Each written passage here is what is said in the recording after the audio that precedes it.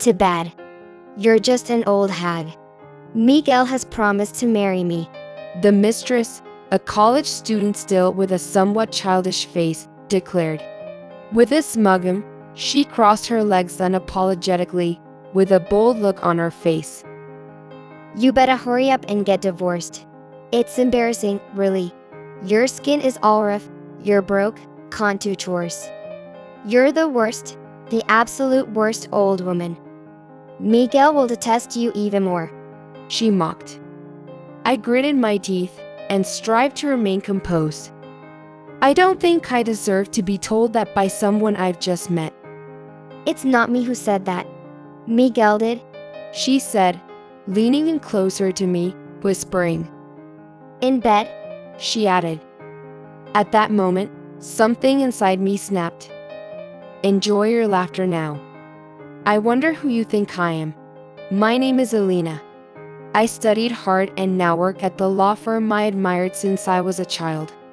Desiring a stable job where I could help others, I was satisfied with where I worked. Miguel, could you put these documents on the desk for me? Sure thing.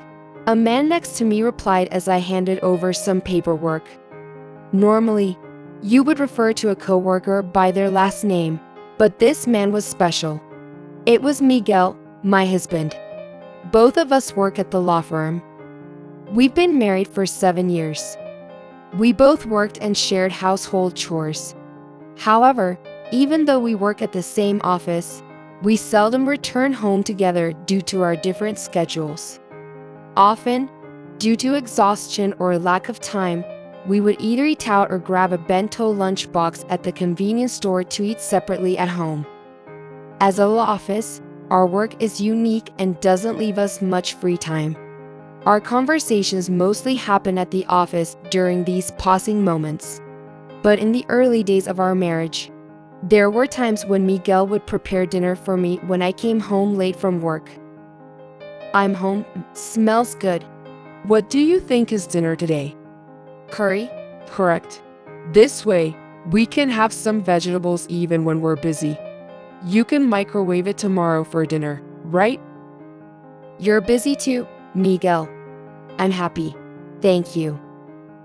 Despite his own exhaustion from work, Miguel would find the time to cook. There were nights when he would leave the prepared meal on the table for me, even past midnight. I love the kind Miguel. I first met Miguel in a university seminar. He was my senior then. He helped me with my studies and prepared for tests together. Miguel was always a very considerate man. I'll carry your textbooks. They seem heavy. Are you sure? Next class will probably drain your energy. It would be nice if you could rest a little, Elena. Thank you. Like a princess being cared for, I was on cloud 9. It didn't take long for Miguel and I to start dating. I was in love with the gentle Miguel and accepted his confession of love in a heartbeat. After graduating from university, I received a marriage proposal from Miguel. Once we got married, both Miguel and I started working. At first, Miguel was as kind as he was during our student days, but recently, he began to go out on his own, as if he had changed. But we're both new into the workforce, and we both have jobs, so it's inevitable that we're busy. We can be together at home. That was my rationalization. However, when I thought back over the years of patience, I realized we hadn't been intimate for several years. I had just turned 40. I've always told Miguel I want to have children. When we first got married, we often discussed having children. How many do you want? A big family, right? Those days seem so long ago. Miguel wasn't opposed to having children, and he was ready to start a family. But every day, he would come home from work, pause through the empty kitchen and living room, and quietly head to the bedroom. Miguel was already fast asleep, snoring loudly. I felt heartbroken. But he's exhausted, isn't he? He's sleeping soundly. It would be wrong to wake him up. That's what I thought, and as a result, I never woke Miguel up, and the days passed by. But the more time I spent alone, the more anxious I became. More than anything, I wanted to restore our relationship, which had lost all its personal conversations, back to what it was before. I didn't need to be treated like a princess. I just wanted to watch a movie together or go out to eat on our days off. The chance came sooner than I expected. A big project had just finished, and I was able to come home early for the first time in a while. Determined to carry out the plan I had been contemplating, I headed to the nearby supermarket right after work. I usually bought ready-made meals and lunchboxes, but today, I reached for vegetables and seasonings. I'll make Miguel's favorite dish. Surprise him with a delicious meal. He should be home by now. It's not time for him to sleep yet. We're going to eat together. Excited at the thought of having a meal with just the two of us, I went shopping cheerfully. I checked the recipe on my phone, bought the necessary ingredients, and hurried home. When I arrived at the front of our apartment, I spotted Miguel at the entrance. He had already changed into his casual clothes. He'll be surprised that I'm home early. I know. I'll sneak up on him from behind. I began to approach Miguel, but immediately, I stopped in my tracks. I unconsciously lost my grip on the shopping bag and almost dropped it. Miguel, you. What? It's okay. The voice calling Miguel wasn't mine. He was standing in front of the entrance of our apartment building, arm-linked with a young woman. The woman was casually calling Miguel's name. I let out a surprised gasp. Ignoring my presence, Miguel and the woman walked away arm-length. Once they were out of sight, I hurried back to our apartment. Once inside, I went to the kitchen and tried to process what just happened. Wait, was that Miguel? She called his name, right? And it was loud enough to hear, right? I asked myself, while putting away the groceries. It was like confirming what I had just seen. Miguel was definitely at the entrance of the apartment. He was with a woman. They were arm in arm. There was no one else around. They were leaving together. Wait, what was he doing at home? I was so shocked that I spent a long time in the kitchen just thinking. Eventually, I heard the front door opening. Apparently, time had passed without me realizing. Miguel was back home. Whoa, Elena, what are you doing in the dark? Welcome back. Without realizing, both the room and outside had become dark, and it was already my usual return time from work. Miguel noticed the grocery bag in my hand when he turned on the lights. Hey? What? You bought dinner? I didn't get a message, so I went ahead and ate. Miguel was as usual, and I felt a bit relieved. I tried to speak with my normal tone as much as possible. I see. Who did you have dinner with today? I wanted to go to this churrascaria for a while, so I went there by myself. Oh really? I like churrascaria too. Maybe we should go next time. What's the name of the place? Oh, it's called BB Churrascaria. Is that so? Hearing the name of the churrascaria, I realized it was located in the opposite direction from where I saw Miguel walking with the woman. It was a popular place, and even I knew about it. Thank you. I'll try to visit sometime. All right. Well, I'm going to sleep now. Good night. Miguel went straight to our bedroom. He was just like always. From that day on, I started doubting Miguel.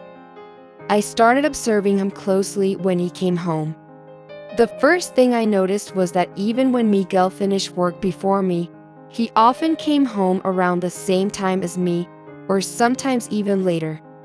He seemed to be out drinking till late. And something I hadn't noticed before was that sometimes Miguel's clothes smelled like women's perfume. When I would pick up his clothes to do laundry, I could faintly smell a perfume that a woman would wear. Maybe it's a club. Yes, that's it. There might not be any physical relationship. A club would still be unpleasant, but it's better than an affair. With a glimmer of hope, I decided to check his phone while he was asleep. But I'm sorry if I'm wrong. Feeling guilty, I looked at his phone. In the call log, the name at the top belonged to the same woman. A star mark indicating a favorite contact was next to her name, dashing my hope. My heart pounded as I clicked on the message thread with her. It was amazing. When can we meet again? We can meet soon. What about your wife? Don't worry about that ugly woman. She's probably busy working her ass off anyway. My hand shook. The conversation not only confirmed my worst fears but also included derogatory comments about me. And what shocked me the most was that they indeed had a physical relationship. I felt dizzy. It didn't feel real, like I was witnessing someone else's infidelity. I took as many screenshots of the conversation as I could, while trying to keep the light of the phone as dim as possible in the dark room. I felt so pathetic.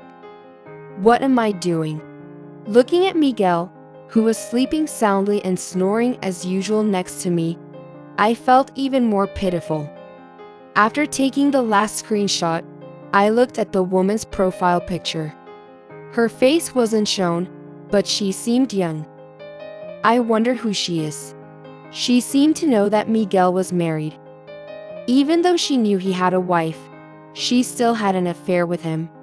I wanted to meet this woman. Perhaps it was because of my work that I thought that way. After a bit of hesitation, I put her contact details into my phone. After saving her number, despite it being late at night, I decided to contact her without any hesitation. I carefully put Miguel's phone back where it was. To make sure Miguel didn't see it in case he woke up, I pulled the blanket over my head and began typing on my own phone. "Hello, I'm Miguel's wife." Murmuring quietly, I sent a message to her. I was careful to make the message sound as inoffensive as possible. After I sent the message indicating that I wanted to meet her and was about to close my phone, I noticed the message was marked as read. Dink sound notification of her accepting my friend request rang. I hurriedly turned off the sound. Peeking out from the blanket, I checked to make sure Miguel was still asleep. Relieved to find no sign of him waking up, I checked the message I sent to the woman again. I dived back into the blanket, feeling nervous. You're the wife, right? That's great. I actually wanted to meet you. What? I was taken aback by the unexpected response. It seemed that the woman wanted to meet me too. Gathering my courage, I arranged a time and place to meet her. My hand was slick with sweat as I held my phone. On a day off from work, I had arranged to meet the woman who was in an affair with my husband, Miguel, at a cafe a bit far from our house. I put a conspicuous red bag on the table so that she could easily identify me and waited. When she was a bit late from the scheduled time, a voice addressed me while I was absent-minded. I'm sorry for being late. Are you Laura? Yes, I am. The one who came to the meeting place was a young woman, about 20 years old. She seemed unfazed about being late and sat down in the chair, flagging down a waiter. Excuse me, I'd like a cafe mocha. Make it sweet. She was wearing a form-fitting knit dress that showed her body line. She had cute pink eyeshadow. Her hair was long and softly curled. The faint fragrance wafting from Laura when she sat down was the same scent my husband often wore. It was a sweet, common perfume that seemed to appeal to men. So, you're the wife, right? You're he. Laura laughed ambiguously. It felt like she was mocking me. I clenched my fist to contain my anger. I'll get straight to the point. I want to know about your relationship with Miguel. Are you two dating? Dating? That's an understatement. I am Miguel's future wife. You're getting married? Yes. Yet, you don't want to divorce Miguel. Why don't you want a divorce? Firstly, Miguel is not interested in you anymore, right? He spends almost every day with me. I'm more of a wife than you are. Almost every day. Laura crossed her legs and sighed deeply, scoffing at me with a defiant attitude. A nagging old woman like you is really a nuisance. Do you know what Miguel says? He says he's not excited by his wife anymore. Now that I've met you, I can see why. I mean, of course, an aging hag who can't even put on makeup properly is tough, right? An old hag like you should just step aside. Miguel said he will marry me. You should divorce him quickly, it's embarrassing. I get it, you're upset that a young, cute woman like Maya is taking your wealthy husband. But that's life. Laura was grinning as she looked me up and down. Compared to Laura, I was indeed not young. Seeing Laura looking down on me from the moment we met made me sad and wonder why Miguel was with someone like her. Do you even understand what adultery means? Of course, I do. I'm rescuing Miguel from a worst case, awful, aging woman like you who has rough skin, no money, and can't even do housework. But I don't think there's any reason for someone I just met to say such things to me. I didn't say it, Miguel did, in bed. It was hard enough just hearing about Miguel from Laura's mouth, but hearing that Miguel had spoken ill of me was even harder. Right when I fell silent, the cafe mocha arrives at our table. Laura, with a bright and cute smile, takes the cafe mocha from the waiter, takes a picture with her phone without looking at me, and asks, So, have you decided to divorce? I can't decide whether or not to divorce right away. Of course. He has an annual income of 100 million, hard to let go. Huh. What? Why the annual income? When I expressed my surprise, Laura showed me a photo while fiddling with her smartphone. It was a picture from college. I'm studying in the law department and aiming to become a lawyer. Miguel is a lawyer at one of the top 4 law firms, with an annual income of 100 million. He's teaching me various things so that I can work at the same place as him in the future. And so, I'll support him both at work and in private. I think someone young, cute, and competent like me is suitable for Miguel. I also work there, though. What? You're a paralegal, right? A person who can't pass the bar exam, has no qualifications, and does odd jobs. Miguel told me. Also in bed. You're being bossed around by lawyers, right? At your age. It's so sad to be treated like a pawn.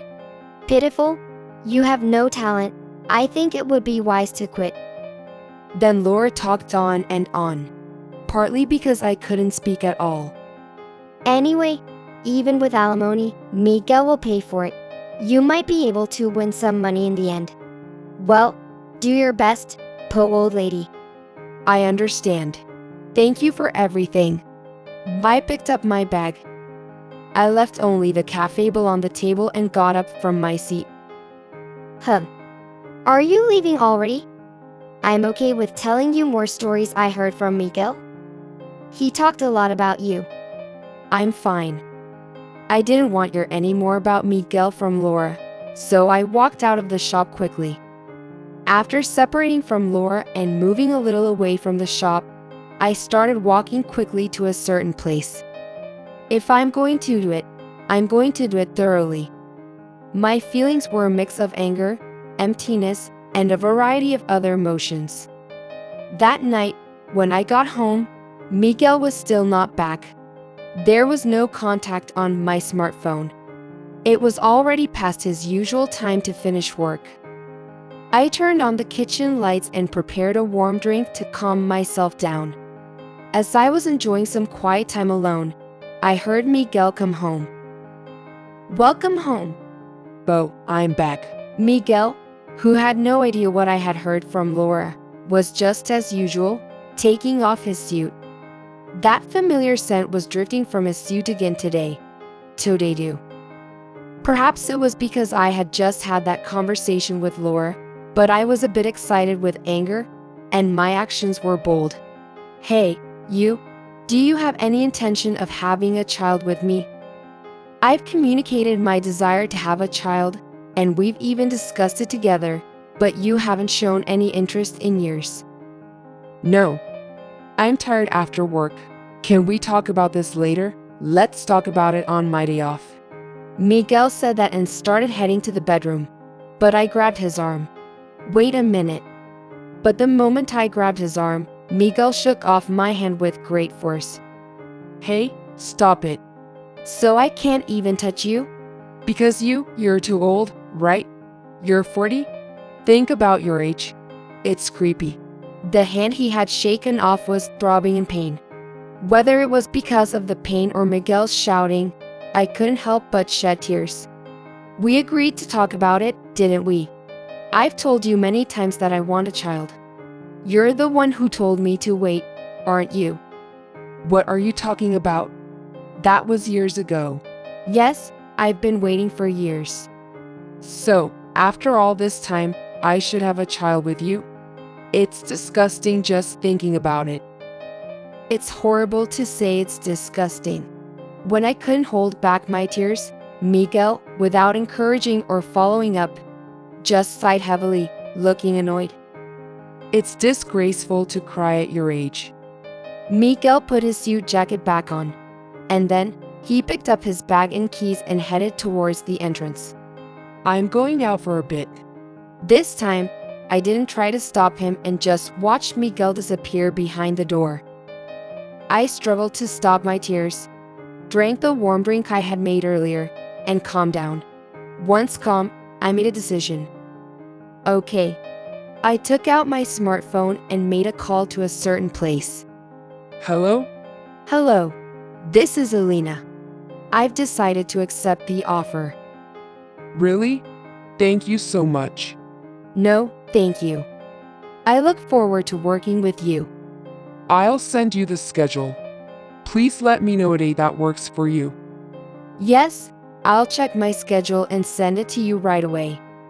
I'm looking forward to meeting you on the day. I could hear a genuinely happy voice on the other end of the phone. We had a brief chat before hanging up. It's been a long day. I'm exhausted. I went to the bedroom and crawled straight into bed. I thought I might have trouble falling asleep, but before I knew it, I started dozing off and ended up sleeping soundly. Several days later. Hello. I'm looking forward to working with you today. Thank you for coming.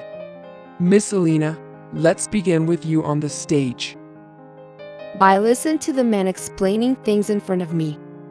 I was at a certain university. I had been invited to give a lecture a little while ago.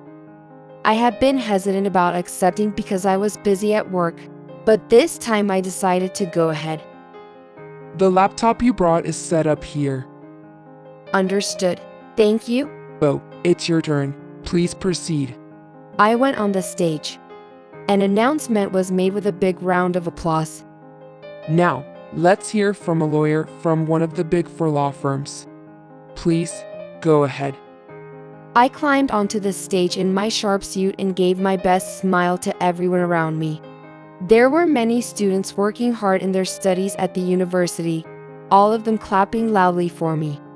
But among them, there was one student with a pale face who wasn't clapping. I recognized the face, but unlike when we met, this time the expression said, "Why?" It was Laura, who had scoffed at and looked down on me at the cafe. After giving Laura a glance, I picked up the microphone and began to speak. Nice to meet you all, students. I work at Partners Law Firm, one of the Big Four law firms. Normally, I specialize in mergers and acquisitions of companies. However, as students, you will not need that knowledge until later. So today, I would like to talk about something more relatable. I fiddled with the laptop. What I had prepared was displayed on the large screen behind me. What do you think is the most common consultation we receive? Took a pause and clicked the mouse. The word adultery appeared large on the screen. The most common consultation we receive is, yes, adultery.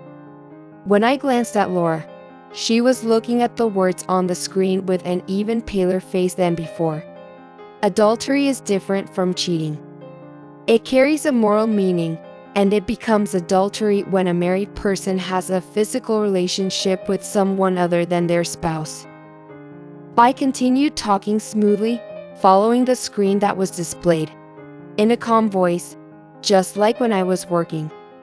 And in cases of adultery, you need this kind of evidence. The moment I displayed the next slide on the laptop, the student stirred. Displayed large on the slide was a photo of my husband Miguel and Laura. Is that Laura? Doesn't she wear that outfit all the time? Despite the blurred face in the photo, some students recognized her, and the murmuring around Laura became especially loud. This kind of evidence size. Stop it. I tried to continue with the next slide, but I heard a shouting voice. Looking up from the laptop, I saw Laura standing up and heading towards the stage. She was running towards me, but the teachers held her back and took her to the back. I sighed and closed the screen. The teacher hurriedly came over to me. The first thing the teacher did was bow and apologize to me. I'm sorry about our student. No, I'm sorry. It seems I've upset your students. Vi said while suppressing a laugh. The lecture was abruptly canceled, and I was taken to the green room. After a while, Laura was brought in by a teacher. How dare you confront the lawyer like that? Apologize. Why should I? Calm down. Teacher, could you leave us alone? I want to talk to this student. But It's okay. Actually, we've met before, right, Laura? Vi smiled at the teacher and asked to be left alone with Laura. Laura glared at me, ready to pounce. You're so underhanded. I internally retorted to her accusation, saying, "Those words, they describe you perfectly. I'll break up with him." I interrupted Laura and spoke. Laura looked at me with a blank expression. Breakup. Vi said, "I'll break up with Miguel, just like you want. But we have to talk with Miguel, don't we? Let's discuss this all together." Really? Are you sure? Forgetting her anger, Laura seemed happy. "However, I will be asking Miguel for alimony. That's okay, right? After all, Miguel makes 100 million a year." Ned, so it's all about the money in the end. Well, if you're okay with that, so am I. "Then I'll ask Miguel about his schedule. Let me know about yours too." So I had a one-on-one talk with Laura, and we decided to have a meeting with the three of us at a later date.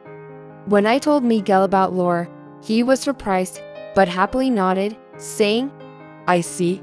I had no desire to understand what he was happy about, and I quickly lost interest as he eagerly set a schedule. Perhaps because Miguel knew I found out, he stopped being reserved. After that day, he didn't come home until the day of the three-party discussion. On the day of the discussion, I reserved a private dining room in a restaurant and waited for the two of them. Laura and Miguel, dressed up and seemingly in high spirits, arrived and took their seats. As if it was the most natural thing in the world, Miguel sat down next to Laura. So, let's get straight to it. As I started to speak, Laura abruptly raised her hand. Miguel, my partner, will get married. The aging hack should get a divorce quickly. Laura said to me, laughing. Miguel didn't deny her words. I turned to Miguel. What about you, Miguel? I want to make Laura happy too, Elena. I'm sorry. But Laura has no one else. She needs me. I have to protect her. You're independent and strong. You'll be okay alone. What is that? Well, whatever. Here. Even though I was upset, I put the divorce papers on the table. My part was already filled out. Laura let out a squeal of delight and picked up the divorce papers. You may be an old hag, but you're fast at work. As expected of a paralegal, handling clerical work. You can do any sort of chores, can't you? Laura laughed. I looked at Miguel. He remained silent and didn't say a word. Miguel, haven't you told her yet? You've been with her so much that you haven't even come home. What? As Laura handed a pen to Miguel, she tilted her head in confusion. By the way, you saw me lecturing at the university, didn't you?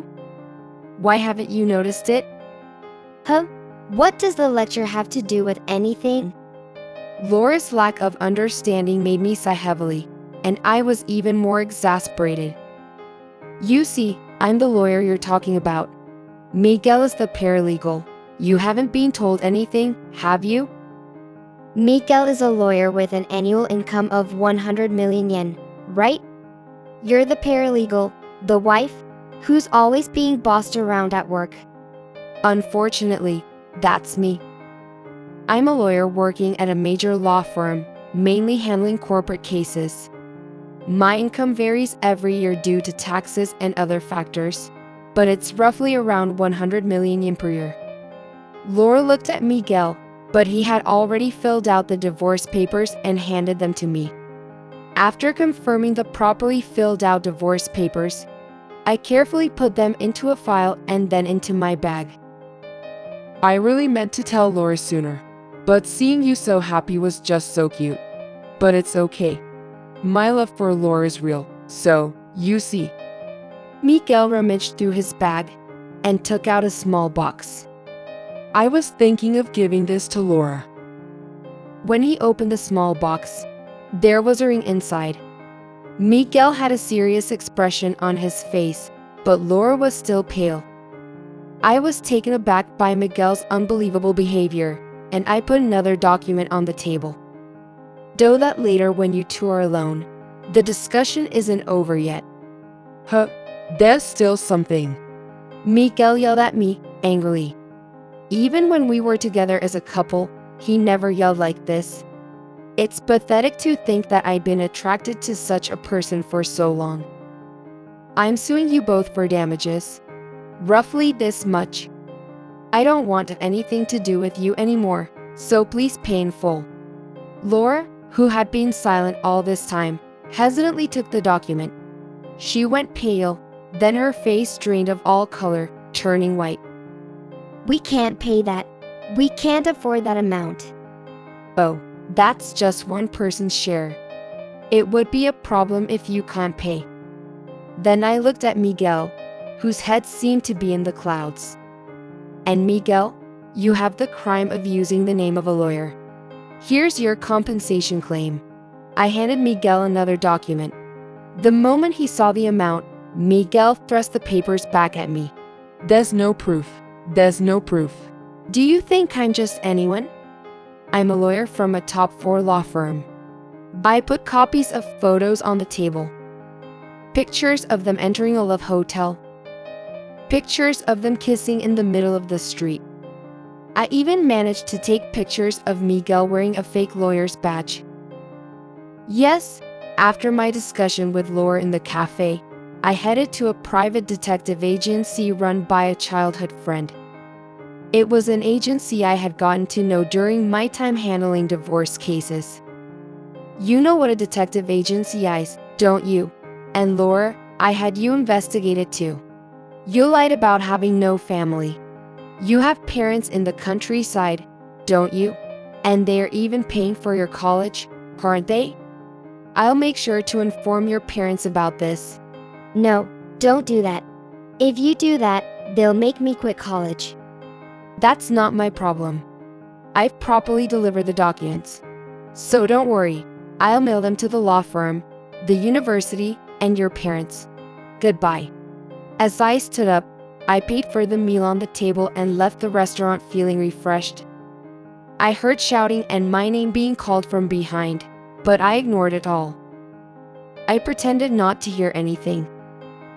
Afterwards, Miguel was fired from the law firm for violating the Lawyers Act and is now struggling to repay his debt from the compensation payment. Once you violate the Lawyers Act, you can't belong to a law firm again. Miguel will probably never be able to aim to become a lawyer again, and it seems that he was dumped by Laura, whom he had rallied on. Miguel screamed over the phone. Elena, it's all your fault.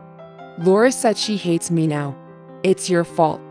To which I responded, "Is that so?" and hung up.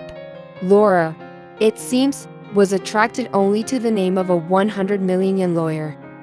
As soon as she found out that Miguel was a paralegal, she seems to have stopped contacting him. And Laura was desperately trying to keep this incident a secret from her parents in the countryside. However, they found my phone number from the documents I sent, and Laura's parents contacted me. After confirming the facts, they were furious and stopped paying for her university fees. They paid me the compensation in full and immediately disowned Laura. I have no idea where Laura is or what she's doing now. Since then, I've been busy with work again, living a hectic life. Although I was married to Miguel, my life didn't change much after we broke up. If anything changed, it would be that I no longer had to prepare dinner for two when I got home. I've had enough of marriage for now. But if I were to get involved with someone again, I think I would prefer someone who doesn't just do everything for me, but accepts me for who I am now. I want a relationship where we respect each other and can support each other. I want to be in a relationship where we can say good job and thank you at some point in the day.